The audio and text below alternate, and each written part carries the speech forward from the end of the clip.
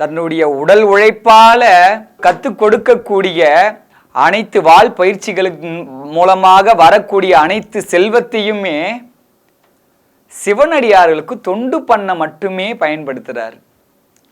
இப்படி பயன்படுத்தியே கொஞ்ச காலங்கள் போகுது. ஆனா இவர்கிட்ட ஒரு ஆளுமே கிடையாது. ஒன்னோ ஒரு ஆளோ ரெண்டு ஆளோ வரத்துக்கே கஷ்டப்படுறாங்க. அப்படி போயிடுச்சு.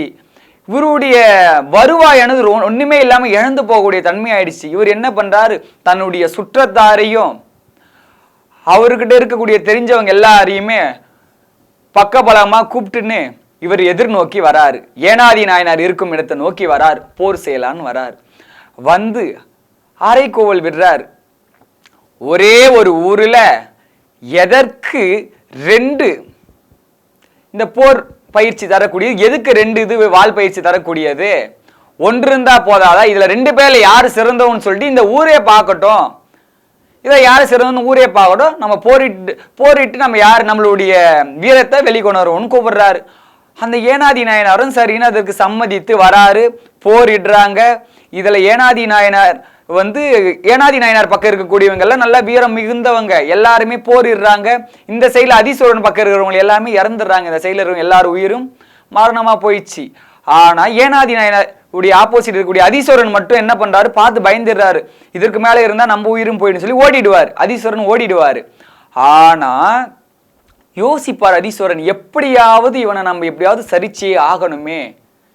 ஏன்னா அவருக்கு வேற தொழில் கிடையாது. இந்த தொழிலை நம்ம விடவும் முடியாது. இந்த ஊர்ல நம்ம தான் எப்படியாவது இந்த வால் பயிற்சி நம்ம தான் இருக்கணும்னு ஆசைப்பட்டவர் அவரு. இப்ப எப்படிதான் இவனை நம்ம வெற்றி கொள்றதுன்னு முடிவு பண்றாரு. அப்ப இவர் வேற சிவபக்தராட்சி, இவர் வேற திருநீர் அணிந்தவர இறைவனா கருதக்கூடியவர். அப்ப இந்த வஞ்சத்தை இதை வச்சு நம்ம ஒரு வஞ்சனை செய்வோம்னு முடிவு கட்டுறார். என்ன பண்றாரு, இவர் பக்கம் இருக்கக்கூடிய ஒரு ஆளை ஏவலாக அனுப்புறாரு. அவரிடம், யாரிடம், ஏனாதி நாயனாரிடம் அனுப்புறாரு. அனுப்பி நாம போர் வேண்டாம், தனியாவே சண்டை போடல. ஏன்னா நிறைய உயிர் சேதம் நடக்குது. என் பக்கமும் உயிர் சேதமும் பக்கமும் உயிர் சேதம், எதற்கு நம்ம ரெண்டு பேரால எல்லாரும் சாகணும், நாம மட்டும் தனியாக போரிடுவோம் சொல்லி கூப்பிடுறாரு. அவர் சொன்ன இடத்துலையும் சொன்ன நேரத்திலையும் அதே போல போரிட போறாங்க ரெண்டு பேரும். ஏனாதி நாயனாரும் அதிசூரனும் போறாங்க. நின்று போர் புரிய பழம்பிடுறாங்க. ஆனா இந்த அதிசூரன் என்ன பண்றான், அவனுடைய உள்ள எப்படி இருக்குன்னா முழுமையான வஞ்சம் தான். ஆனா இவருடைய மனமானது மிகவும் பக்தியும் பொறுமையும் அடக்கமும் கொண்டவர் ஏனாதி நாயனார்.